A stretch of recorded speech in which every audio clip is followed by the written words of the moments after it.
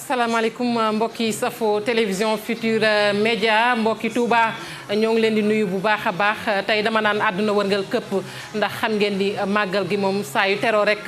ñu jub si màggal gi nag xam ngeen ni télévision Futurs Médias day def rek kéemtalaay kàttanam ngir lépp loo xamante ni mi ngi aju rek ci màggal gi ñu koy waajal ak lañ ca fas yéene def lépp télévision Futurs Médias dafa taxaw rek ngir askanu Sénégal bañ ko umpale newul nag Sénégal waaye àdduna wërngal këpp bëgguñu dara lu ñu war a def ci màggal gi nag ngeen umpale ko ñuy waxtaane nag xam ngeen ni ay pàcc yu bari te nag bu ñu nee pàcc yu bari wàlluk wér-gu-yaram mënee su ko bañ a waxtaane ci ndaje yu mel nii li ko waral bokk na ci tolluwaayu jamono am na ñetti at ci tey mbas mi ngi ci àdduna wërngal këpp mi ngi ci Sénégal jógeegul ci réew yi kon day jaadu nag ñuy def taxaw seetlu day jaadu itamit ñuy soññu nit ñi ñu sàmmonteek ak tëralin yi nga xamante ne waa kër docteur ñu ngi koy santaane tey soññu askan wi ñu sàmmonteek moom ndax mbas mi ku ne xam na ni tëralin yooyu sàmmonteek moom mooy mën a tax rek mu jóge fi waaye tamit lu ko fi jëlee tey bokk na ci wàllu ñàkk googee Sénégal nag toll ci def kéemtalaay kàttanam ba askan wi ñëpp nag mën a ñàkk moo waral jotaay bi tey jii ci dëkk bu sell bi di Touba ma fas yéene ànd ak ay borom xam-xam ay kàngam ci wàllu wér-gu-yaram ñu fas yéene weccoo xalaat am yaakaar nag ni lu fi ruusee dana doon rek njariñu ko askan wi médecin chef de district bu Touba mi ngi fii ci moom nag laay dooree nuyoo bi naam suñu càmmin yaa ngi fi waaye man dama naan xam nga soxna yi damay bëgg di leen jox cër saa su ne rawatina ak soxna yi nga xamante ne jàmbaar lañu ci li ñu doon ma lay nuyu bu baax a baax docteur Ndeye Maguette Diop nga jiite district sanitaire bu Touba.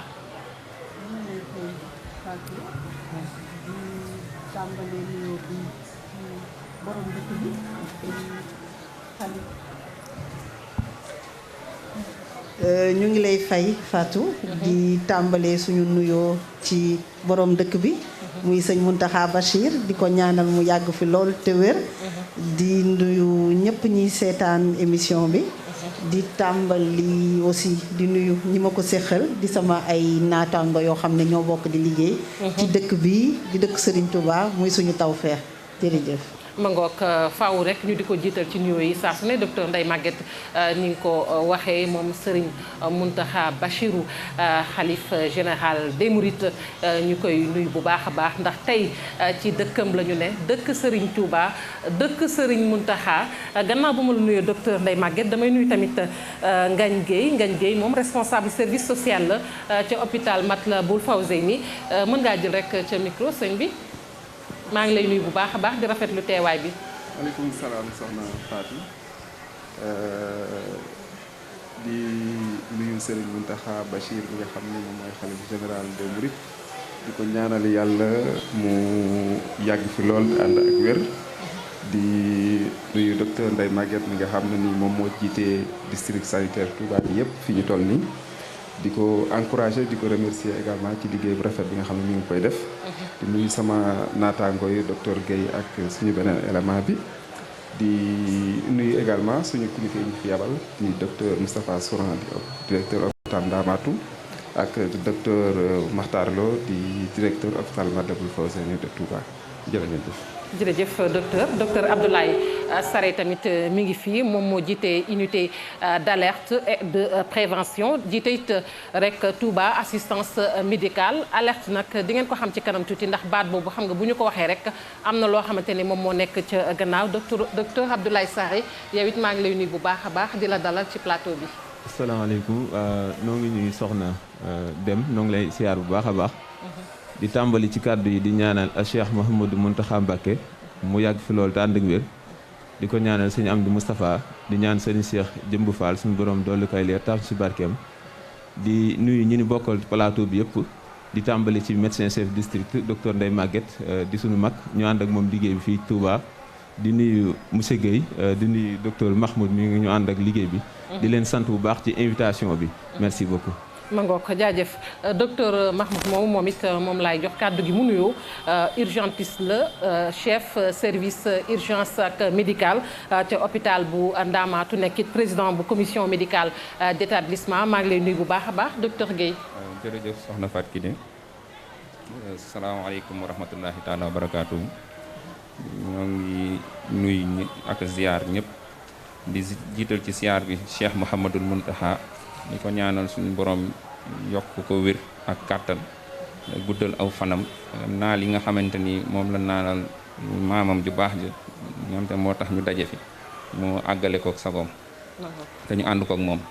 di nuyu it suñu mag muy docteur Ndeye Maguette moom yàgg nañoo ànd ca ndaamaatu ba ni mu ñëwee district waaye ànd yu rafet te ay ànd yu rafet lañu ànd ak moom di nuyu sëñ Guèye ak docteur Sarr mi toog waaw ñu ngi nuyu aussi docteur Lo ak docteur Souran mi nga xamante ne moo tax ñu teew fi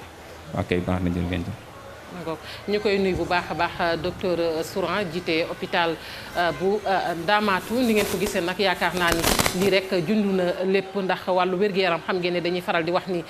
lëkkaloo la c'est une approche multisectorielle ku nekk da nga war a dugal sa loxo rawatina ak ci jamono ji ñu nekk muy mbas mi docteur Diop da nga ñuy dimbali rek ñu mën a xuus ci waxtaan bi ndax xëy na am na noo xamante ni bu ñu ko ubbee dinañ def loolu ñu naan camper le débat muy dispositif sanitaire la ñuy waxtaane dispositif Covid la ñuy waxtaane dispositif sanitaire bi muy matuwaay yi yan la ci jamono ji ñuy waajal màggal gi dibeer la soreetu waa Fatou foog naa waxtaane woon nañ ko fan yi leeral ko ñu xam ne Touba dafa amoon dispositif bu fi nekk mooy li ñuy wax district sanitaire ak ay hôpitaux ñaari hôpitaux yi fi nekk bu màggal jotee nag ak dayo événement bi dañuy jéggaani ay docteur ñu ñëw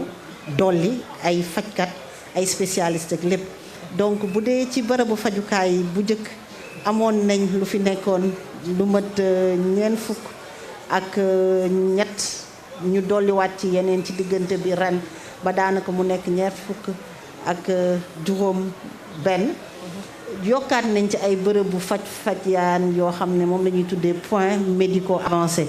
nga xam ne dañuy fekk ci gox yi nga xam ne amul jëmmi këru docteur buñ fa tabax ñu dem def fa ay tente def fa ay bâche wala ñu gis kër boo xam ne boroom nangu na abal ñu ko ñu installé ko def ko ba mën fa faj. muy 150 ci fàttali téeméer ak juróom fukk. non téeméer ak fanweer mooy boo boolee yi nga xam ne dañ ko ci dolli mais bërëbu fajukaay yi fi nekkoon mooy ñeent fukk ak juróom benn 46 yi ci dolli waaw 86 lañ dolli mais amoon na 40 te quelque donc voilà total bi yow nga joxe bokkul dafa am yoo xam ne ñoo fi nekk bu màggal amul liñ ci dolli nag moom daanaka 86 structures yuñ ci dolliwaat yoo xam ne moom la ñuy wax les points médicaux avancés. lépp rek ngir renforcer kii bi parce que wax nga ko Touba tey nekk na dëkk boo xam ne dafa gën a yaatu gis nañu sancaan yeeg yooyu donc mu jaadu ñu gën a renforcer li nga xamante ni moom mooy dispositif sanitaire bi docteur Mahmoud Guèye urgentiste yéen it ci wàllu wi ngeen féete may fàttali yaa nga féete ci hôpital bu Ndaamaatu tamit gis nañu hôpital bi maanaam tëralinu hôpital bi waaye tamit hôpital bi capacité d'accueil bi ndax hôpital bi dañuy wax ni du hôpital boo xamante ni waa Touba kese ñoo fay fajoo hôpital la boo xamante ni nit ñaa ngi bàyyi ko feneen fu dul Touba di ñëw ci jamono ji nag xam ngeen ni màggal askan wi dañuy gën a bari foofu du ñàkk ni am neen ay matuwaay yu ngeen jël yu am solo. waaw jërëjëf soxna hôpital Ndamatou comme ni nga ko waxee dafa nekk hôpital boo xamante ni hôpital de référence la donc maanaam suñu nee hôpital de référence mooy hôpital boo xamante ni dañuy jëlee ay malade di leen fa yóbbu ñu jóge ci yeneen barabu fajukaay yi ñu leen fay indi wax màggal wax li ñuy wax mbooloo mu bari bu takk mbooloo mu bari mu takk micro bi téye ko mbooloo mu bari bu takku boo xamante ni dañuy ñëw ci benn diir bu gàtt kon loolu faaw mu laaj benn réaménagement boo xamante ni pour nga répondre ci demande bi nga xamante ni population bi da koy soxla léegi ci loolu maanaam urgence comme ni nga ko waxee capacité d'accueil bi dafa nekk lu xaw a néew ba tax na sax ñu ngi tabax beneen bu nga xamante ni moo gën a yaatu waaye ci li jëm ci màggal gi dañ koy yokk bu ko defee day am bureau yoo xamante ni dañ fa daan consulter bureau yooyu ci màggal gi dañ koy ubbi jagleel ko urgence xoolaat yeneen barab yoo xamante ni dañ fay def ay points de consultation gratuite parce que am na urgence waaye tamit am na ñoo xamante ni dañuy ñëw te duñu urgence léegi loolu tamit liñ ci jublu mooy bañ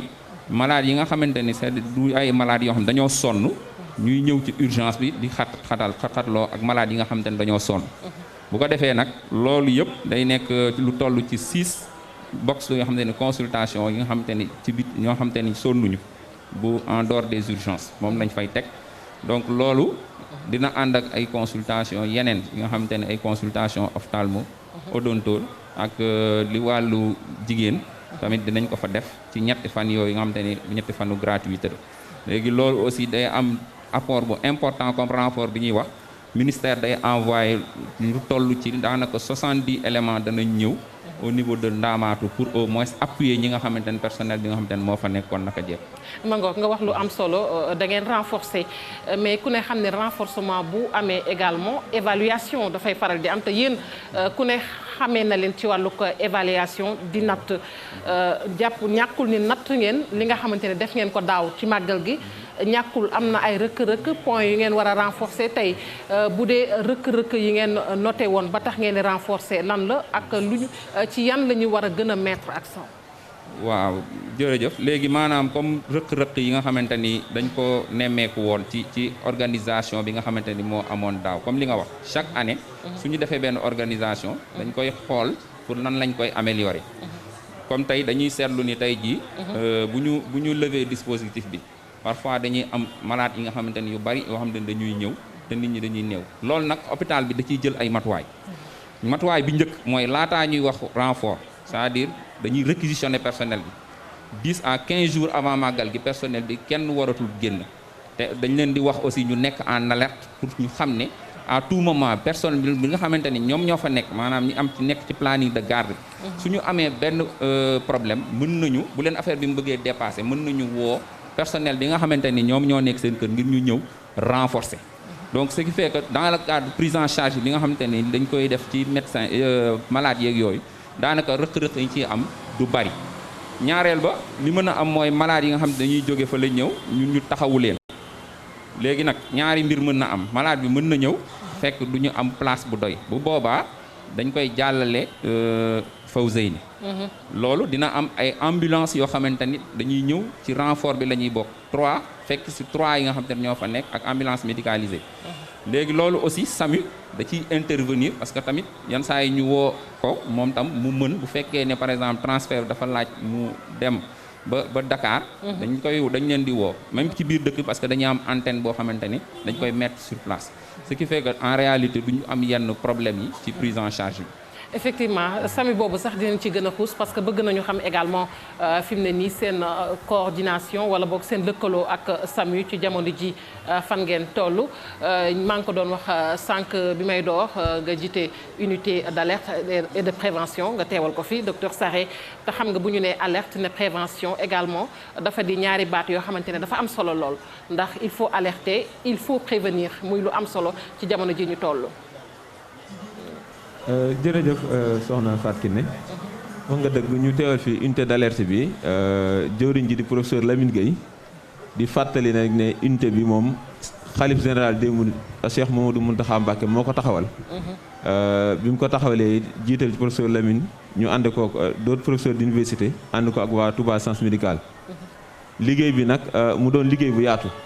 ndax boo dee xool dafa am dispositif bu mu fi fekkoon mu ñëw renforcer ko nga xam ne unité d'alerte bi partie la ci biir comité d'organisation du grand magal de Touba bi sëñ Bass Abdou Khadre yàlla su borom dolli wér jiite unité boobu nag liggéey mooy fexe ba màggal gi lépp loo xamante ne nii mën na kaa indil ay jafe-jafe ci wàllum faju ñu jëm koo anticiper maanaam jëm koo gàttandu nga xam ne dañ ko tuddee ci wolof dañ ko tuddee kuréel fekk ak fegu ndax wolof dane xob bi ku balaa ngaa lakkale te daw ca ba nga am yi tànk moo tax saa su yegsee it dina am ay dispositifs yoo xamante ne ni dinañ ko mën a jël out un plan d'action boo xamante ni dinañ ko mettre en place ànd koog waa région médicale ànd koog autre commission yi nga xamante ne nii ñoo ngi ci biir comité d'organisation du grand magal de Touba bi ba nga xamante ni liggéey bi dina gën a ma yem fi mu ne ñu toll ni dispositif bi tembe lan la yan mooy dispositif avancé fi mu ne waaw dispositif bi teg ngeen ko liñ ci njëkk a jiital mooy ñaan ndax Yonent sallallahu alayhi wasallam moo ñu jàngaloon ni ñaan mooy ngànnaayu jullit te it kilifa gi ñu jiital moo ko njëkk a woote laataa màggal gi nga xam ne plan d'action bi moom boo ko ubbee loolu la ngeen njëkk a fekk ca kaw actif bi boobu jàll na li ci topp nag sur le plan médical mooy li ñu tuddee la prévention d'abord fexe organiser ay ateliers organiser ay caravanes organiser ay sensibilisation yoo xamante ni dañ ko def ci askan bi benn ci li leen di njëkk a yee mooy tolluwaayu jamono ndax fi mu ne nii ku wax jamono wax pandémie muy épidémie de coronavirus bi te it ku ne xam ne ni biñ ci yàggul dara leen génn ci 3e vague bi mu xawoon metti loolu ci réew mi kon buñ jubloo màggal ñu ne murid yi woote waat nañ ci dëkk bu toll ne Touba lu mat 5 millions ci ay doomu aadama war fee daje kon prévention mënut a ñàkk ci loolu te it ku wax prévention moom jiital communication ci wàllu woowu nga xam ne unité bi ci loolu lay gën a yëngu ginnaaw loolu nag unité bi ci boppam day liggéey ak dispositif bi nekk fii nga xam ne ci renforcement beeg yooyu ndax sëriñ bi mu koy jël sóoraale na ñi nga xamante ne nii maanaam ñooy bopp yi ci wàllum liggéey bi waaye sóoraale na sur le plan opérationnel lan la mën a jàppalee dispositif bi nekk fii nga xam ne bras opérationnel unité bi mooy Touba centre médical loolu xam naa dinañ ci ñëw après ndax dispositif bi déjà déployé nañ lu mat 300 personnels de santé yoo xamante ni dañoo ñëw rek renforcer dispositif bi nga xamante ni nekk na fii via la raison médicale ak via yeneen PMA yoo xamante ne nii peut-être d'autres kii ñoo koy def mais lépp nekk ci supervision ou raison médicale. am na solo yaa ngi koy rappeler ci contexte bi ñu nekk muy mbas mi docteur Diop mbas mi nag moom ku ko xam ku ne xam ne daal mi ngi fekki loraangeem maa ngi koy wax sànq xam nga yàgg na fi mooy tax nag dañuy daal di sax fi mu ne nii dugg nag ci poñ boobu muy poñ bu am solo dispositif bi jëm ci Covid bi jamono ji lan la. Fatou boo waxee dispositif sanitaire globalement mooy lépp dafay bari ay pàcc day am prévention am promotion mooy promotion mooy fexe ba nit ki wér sax ci wéram prévention mooy nga gis feebar buy ñëw nga fexe ba nit ki bañ a feebar fajee nag loolu mooy fegu faj nag mooy li nga xam ne dispositif bi ñu def PMA yeeg yooyu pour ku feebar nga dem fa loolu mooy en général système bi fi nekk léegi nag ren ñu nekk ci contexte Covid nekkoon ci daaw sant yàlla ndax ren variant bi gën a soxor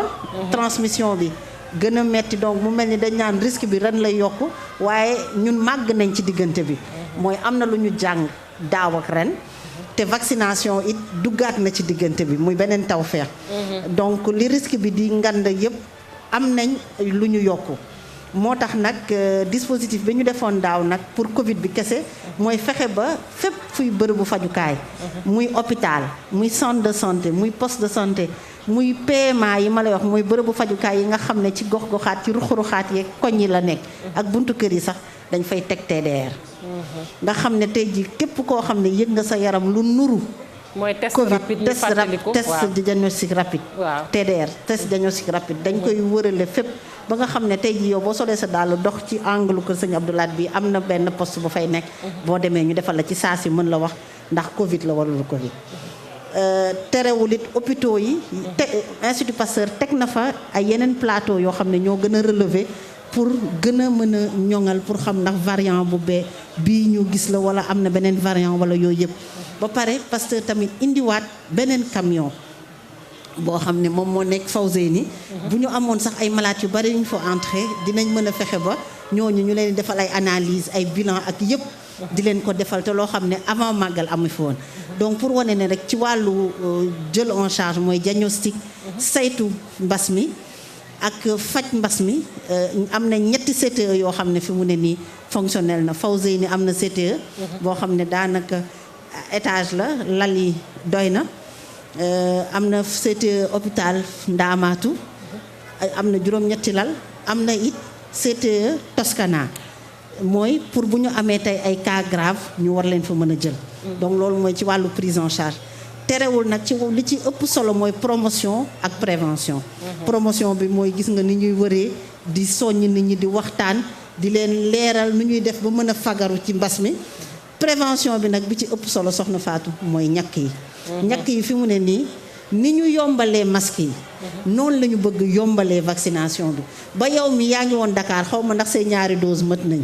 bu doon Sinopharm nga jël wala Astraz fi mu ne nii boo demee ci poste de santé bi jege boo demee ñu defal la ko. ñi nga xam ne tamit Dakar lañ nekkoon naan damay bàyyi ba yegg Touba bu ñu ñëwee ñu defaral leen donc ministère de la santé fexe na ba yokk suñu dotation indil ñu lu bari démb ba nga xam ne ku ñëw màggal sax mën ngaa amaale tawfeex vacciné woo Touba te xam naa ne vacciné woo Touba warul yam ak vacciné woo feneen nag. ma ngoog ko warul jafe lu aju également ci disponibilité garab yi paye na ndax garab yi aussi tamit wax dëgg mi ngi ci kër docteur yi. waa même chose ni ñu tegee ay bërëbu fajukaay teg fa ay docteur nga xam dañ lay faj noonu lañ fa tegee garab bu nit bi soxla yépp nga xam ne dañ ko koy may ci ñetti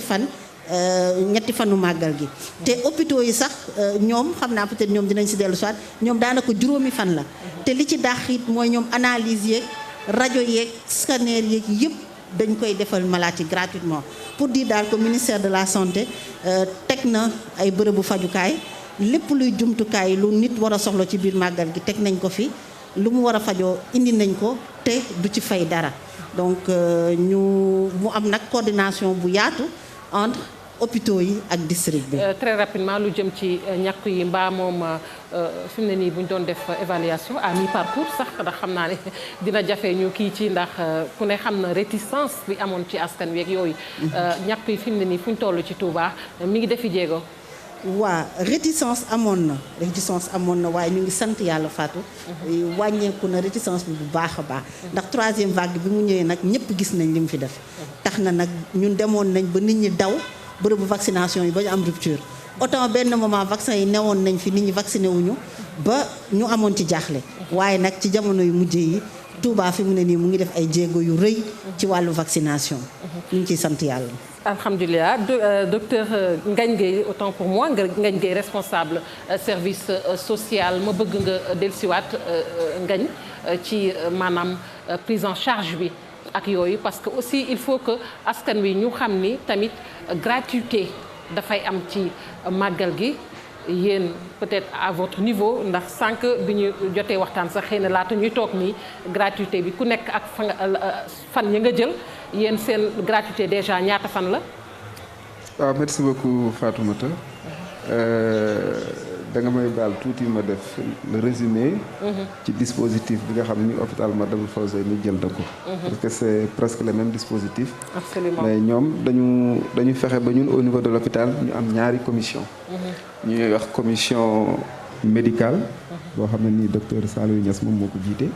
moom moo ëmb kuréel médecin yi infirmiers yi sage-femme yi assistant infirmier yi ak yooyu. ci biir commission boobu ci lañ fexe ba. répartir activité hôpital bi ci ay tâches. ndax dafa am consultation tri mooy ñi nga xam ni boo ñëwee ñoom ñooy trier maladie fi ñu war a dem. am également ce qu'on appelle urgence médicale ñoo xam ne nii bu ñu ñëwee ñoom dañ leen war a yóbbu en urgence seet leen. am ñoo xam ni urgence chirurgicale mooy ñoo xam ni bu ñu ñëwee ñoom seen situation dafa nécessité ñu dugal leen bloc opérer leen. mu am urgence maternité parce que ku ne xam na ne màggal gi ñëppay ñëw ñi seen xel yi sutante sax dañuy ñëw te am na ci ñoo xam ne dañuy indaale ay ëmb di am doom ci mbedd meeg yëpp dinañ leen indi foofu ñu seet leen ak urgence pédiatrie ndax pédiatrie aussi ku ne xam na ni mënoo koo génne ci wàllu wér-gu-yaram. mu amaale également une commission administrative boo xam ni monsieur Abdou Cissé moo ko jiite moom mooy jël nag lépp loo xam ni moo xeetoog accueil bi hébergement bi restauration bi ak tout ce qui est tâche administrative logistique ak yooyu yëpp waaw. fii au niveau de l'hôpital peut-être docteur wax na ko am na ci ñuy def 3 jours mais comme hôpital référence la tey ñëpp bu ñu jaaxlee foofu lañ leen di indi mënuñu koo def ci ñetti fan. ndax boo ko defee ci ñetti fan fi mu toll nii màggal gi commencé na suba da ngay gis affluence bi nit ñëpp commencé ñëw ba tax na. À partir de demain 6 heures du matin tout le personnel de l'hôpital est réquisitionné ñëpp góor ak jigéen mag ak ndaw dañ leen réquisitionné ñu commencé ñëw on va faire une couverture de 5 jours. 2 jours avant le màggal le jour de màggal ak 2 jours après màggal. mu soxal lépp nag prise en charge ci fànn yëpp. gratuité ci fànn yëpp gratuité loo saa boo buñ la ambulance indee wala nga ñëw ci situation yoo xam ne ni màggal gi moo la indi ci 5 jours yooyu dinañ la faj jox la garab. li la war lépp danañ ko def doo fay dërëm. ak lu mu mën di doon même bu doon 1 million la coûté loolu def nañ ko ñëpp comme ni ñu ko waxee AD Serigne Touba doo fay dara lépp gratuit. ma ngoog beneen gratuité bi docteur Guèye yow également ci hôpital Ndamatou est-ce que mën nga ñu wax gratuité bi yéen ci ñaata fan ngeen koy def. waaw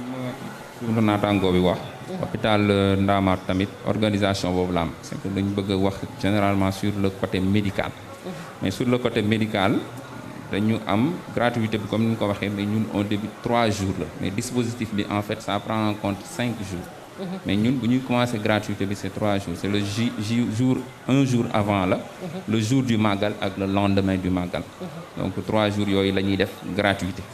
donc comme sànq ni ma ko waxee dañu organiser waat en termes d'urgence urgence bi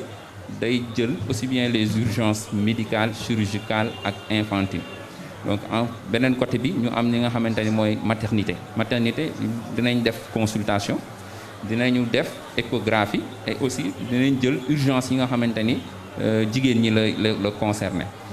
beneen pàcc bi mooy chirurgie générale aussi day fonctionner mooy malade yi nga xamante ni ay urgence chirurgicale la ñuy ñëw au niveau des urgences yooyu foofu lañ leen di jëlee en charge donc dina amaale une consultation ophtalmo amaale aussi une consultation diabéto et labo bi aussi gratuité la de même que les bilans mais précision bi mooy en fait bilan yi ak gratuité bi ça concerne maladies yi nga xam ne dañ leen gis ak li nga xamante ne c'est des cas sociaux durant le Magal donc et ñi nga xamante ne c'est des cas sociaux ñooñu suñu ñëwee prise en charge bi intégralement il est gratuit si nga xamante ne tous les médicaments qu'ils ont là-bas aussi on les offre gratuitement parfois nag précision bi am mooy il faut que ñu wax ni parfois il peut arriver que médicaments yi nga xamante ni par exemple officine la am du fekk lu am ci biir structure bi bu boobaa loolu dañ koy moom lañ leen di bindal ñu jënd ko mais sinon tout ce qui est disponible au niveau de la structure parce que dañuy am dotation en médicaments et tout donc c'est gratuit durant les 3 jours. waaw foofu laa bëgg sax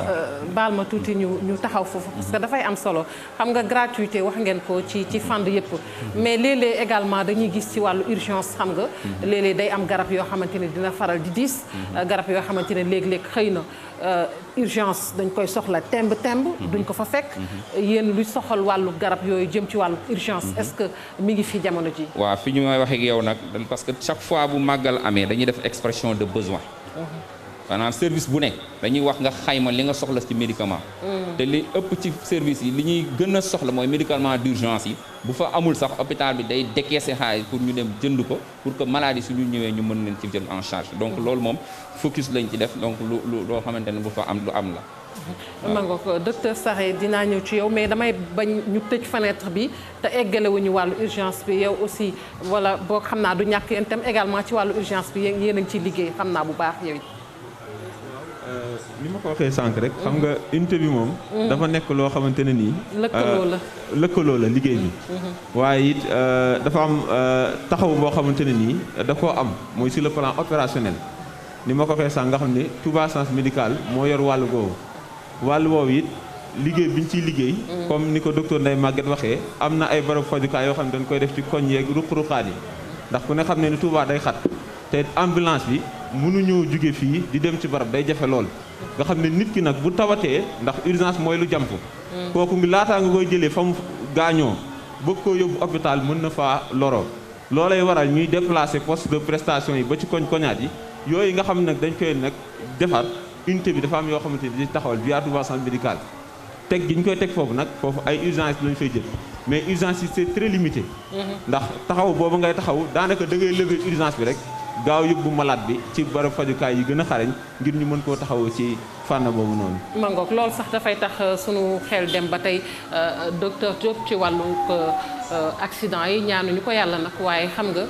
xew-xew yu mag nii yu toll nii dañuy sóor lu ne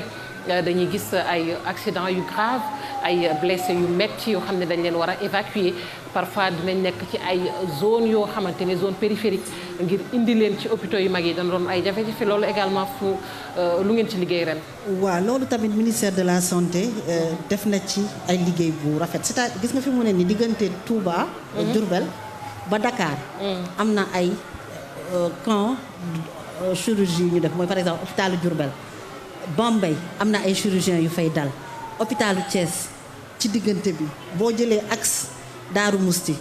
prévoir nañ loolu donc nit ki bu defee accident sax balaa muy yegsi ci hôpital bu mag bi am na ay bërëbu fajukaay yoo xam ne dañ ko installé expressément pour rek màggal bi ñu mën ko defal yenn gestes yi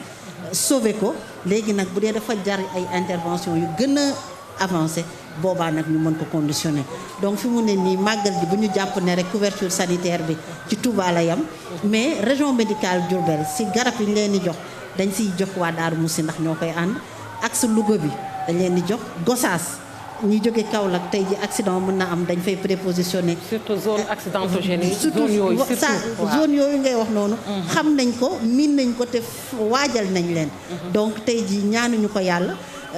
fexe nañ ba ci yoon yooyu yëpp ñu teg fa ay sapeur pompier ambulance yoo xam ne ñoom dañuy taxaw ndax bu ñu xaaree ba accident am ñu woote balaa muy yegg donc am na ci entrée yoo xam ne fi mu ne nii sapeur pompier dañ fay taxaw di xaar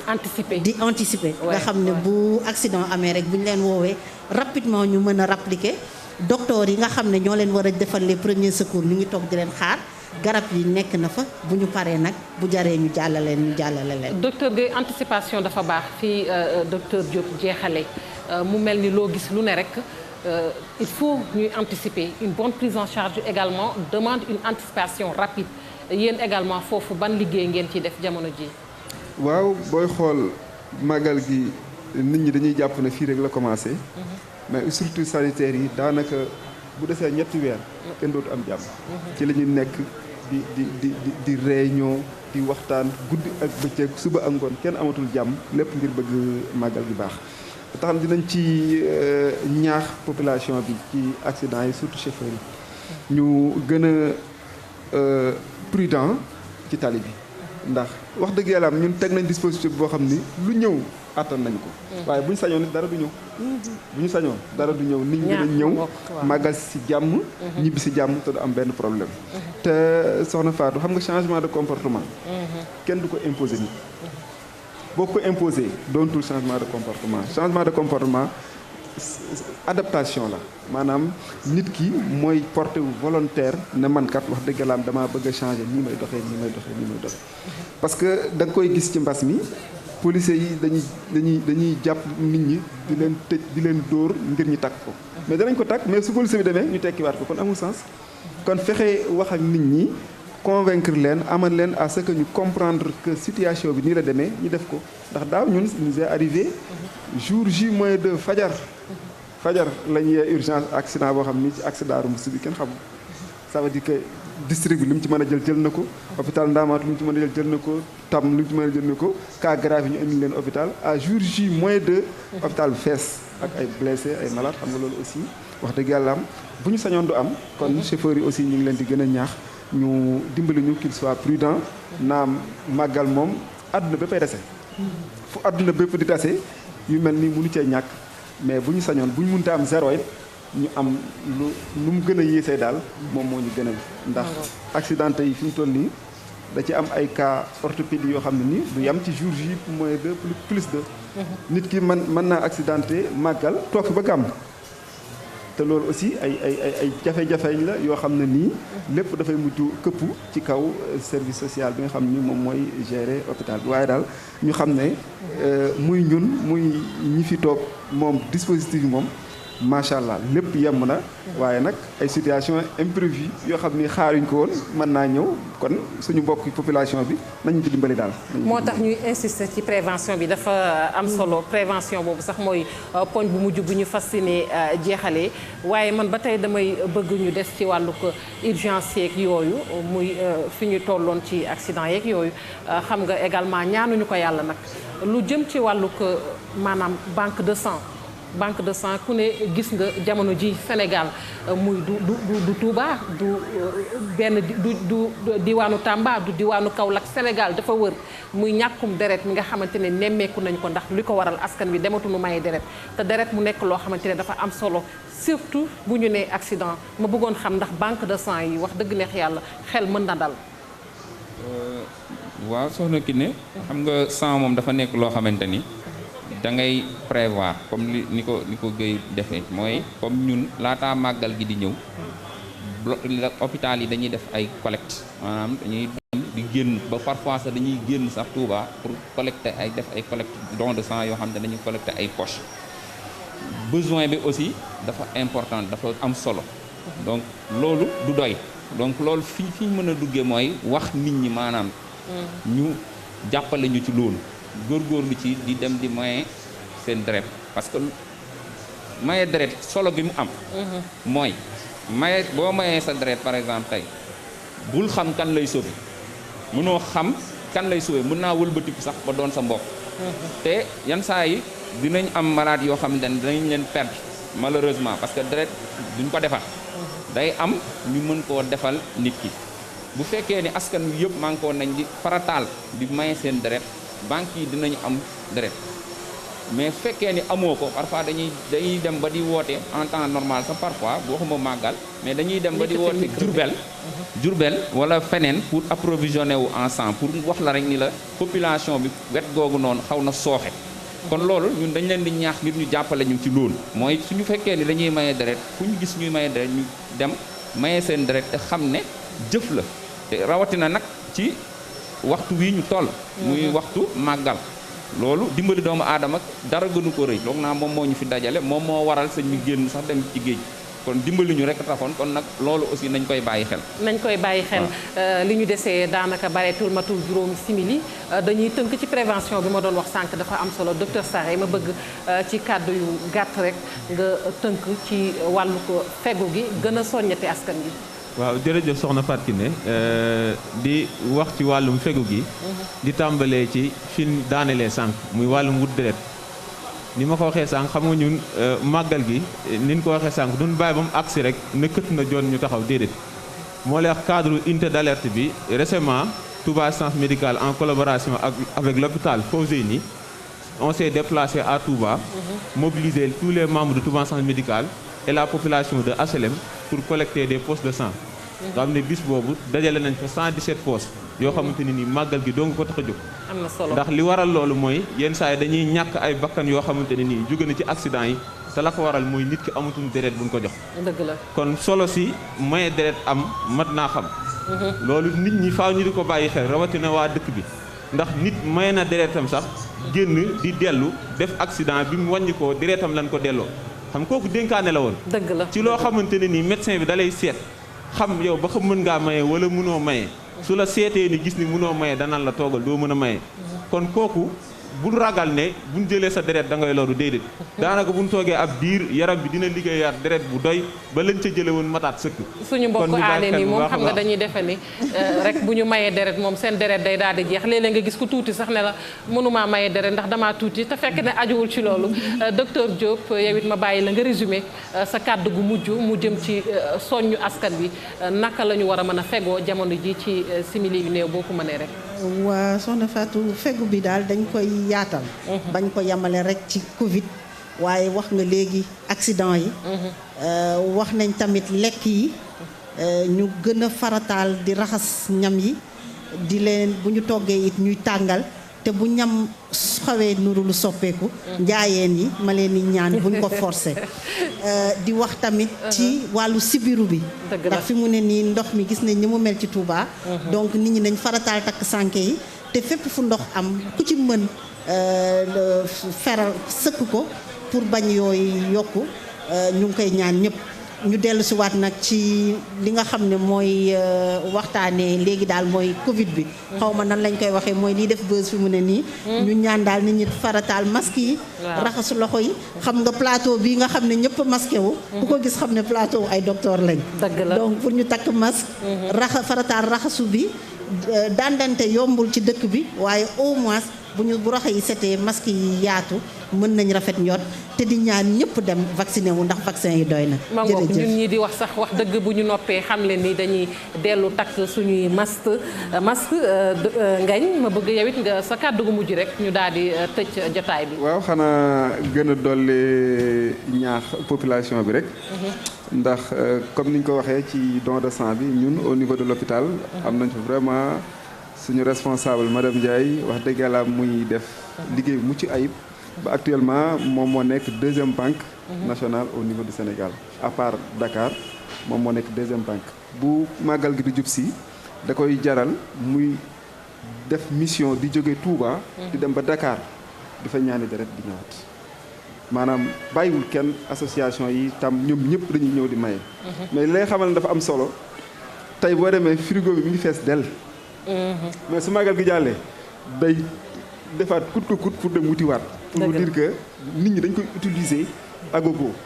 waaw kon ñu bàyyi xel ci loolu li ci des mbas mi la ñun ñëpp il faut ñu wax ko mi ngi fi mi ngi ci dëkk bi naam ñu ngi sant Serigne Mountakha di sant ministère de la santé parce que moom def na li mu war def ci wàllu médical waaye Serigne Mountakha def na li mu war def ci wàllu baati. ku ne gis na ne nawet bi macha allah ñëw na. waaye mbas mi mi ngi dellu gannaaw naam bu fekkee ne am na lu des ba léegi mi ngi dellu gannaaw te gis nga population dëkk bi ni mu demee ay millions doomu aadama ñoo fi ne maanaam distanciation yomb fi. mënu fi sax nekk. waaye nañ fexe ba takk masque yi. raxas loxo yi moytu taataa ndox yi téye xale yi suñu mbokki chauffeur yi ñoom it def ndànk. jërëjëf ñu def lu ñu war voilà. lu waay yëg rek na dem ci barabu fajukaay yi. ñëpp ñëw ci jàmm. màggal ci jàmm ñibbi si jàmm ñun ñëpp am jàmm yéen ngeen am jàmm. ma ngoog ñu koy ñaan yàlla ren ji màggal ci jàmm ni ngeen ko waxee te kenn nag bañ fee jëlee mbas mi yaakaar naa ni ñu ko waxee geste barrière yi sàmmonteeg moom dana jafe ndax ni mu mel la màggal la ñu ne waaye nag nañu fa distanciation sociale sax may jéggalu maanaam dandante gi dana jafe waaye geste barrière yi mën naa bañ a jafe kon bu ñu ko sàmmonteeg rek yaakaar naa ni mbas mi suñu borom dinañu ci musal ñu amal màggal bu mucc ayib ndax mënta ñàkk Serigne Touba bu wootee ak fu waay mën a ne da nga ñëw wuy si ndax loolee la ñu xam ci Touba Mbàkke 5 millions ci doomu aadama ñoo fi tase di fàttali mbas mi ba tey mi ngi fi waaye ngalawaay nanu sàmmonteeg geste barrière yi te buñ ko defee nag am nañu yaakaar ni wax dëgg neex yàlla daanu fi màggal ba jógee te benn cas nag duñu fi topp chauffeur si tamit ñu leen soññ bu baax a baax ci wàllu accident yi ndax lu am solo la mbokk yi mu nekkoon rek jotaay bi ñu leen jagleeloon tey mu soxal wàllu wér-gu-yaram dig leen daje beneen yoon bu ci yàlla àndee.